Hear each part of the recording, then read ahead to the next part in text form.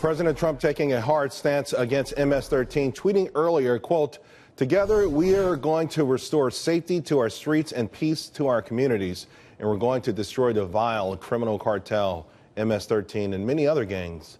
This as the Department of Justice announced it is helping local police departments. In fact, so far they've arrested over 200 alleged MS-13 members. Here to discuss, Greg Champagne, the sheriff of St. Charles Parish, Louisiana. He's also the president of the National Sheriff's Association. Sheriff, thanks for joining the show. Hey, Charles, thank you. I am the immediate past president of the NSA, though. I'm not the current president. Okay, thank you for updating us on that. I like talking about this because I believe law and order, peace, is the key essential ingredient to prosperity. We can't have one without the other. That's the platform that it begins on. And unfortunately, there are far too many cities in America where crime is rampant, where murders are on the rise, and where the local citizens are being held captive by the policies of their cities, including being sanctuary cities. So I applaud you sheriffs for stepping up to the plate, but what can be done to really make a dent in this problem?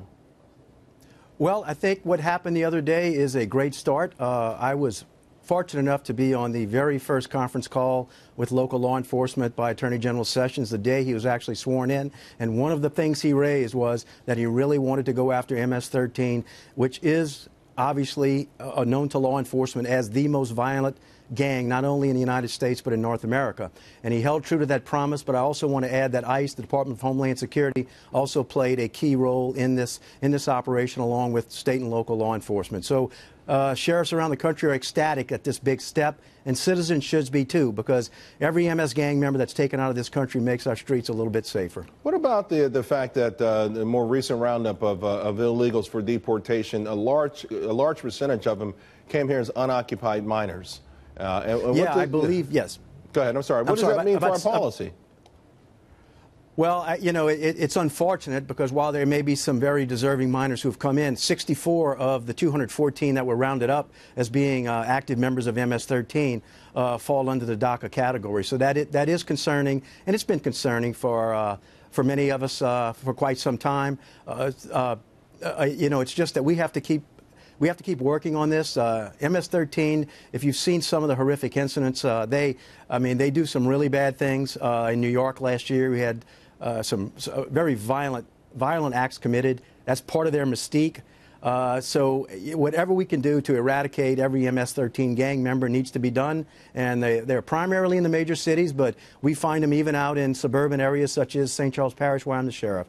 So it's a big step, and sheriffs really applaud the Attorney General, Department of Homeland Security, and ICE for this big, and all the federal agencies and state and locals that were involved for a big step, really, in this roundup. Is there any way, because it's one thing to round them up, but it seems like it will be. It's never enough to stem the sort of supply that you have. Is there any way or any suggestions from law enforcement to work with some of these local communities so that they're not seen as sort of a big brother to some wayward kid in a neighborhood who might otherwise be hopeless or have little hope in the future? Because what I see is that they've been successful, very successful, at either recruiting these unoccupied minors we've talked about, or even people born in this country who feel like maybe they don't have a future. Yeah, I mean, it's a typical breeding ground for gang activity. I mean, MS-13, while they originated in Salvador 30 years ago or so, they perfected their craft in the Los Angeles area and have really graduated themselves to be one of the most violent gangs, the most violent gang in North America. So, we're trained to look for those kind of things. We do see occasionally as such in quiet parishes and counties such as mine, but those in the urban areas really have to be on the lookout. Jailers, correctional officers also look out for tattoos and telltale signs of MS-13 and gang membership.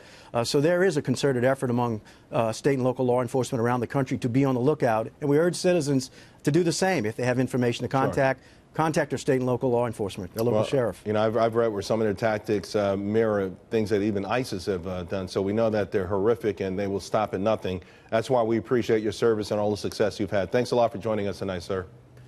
Thank you for having me.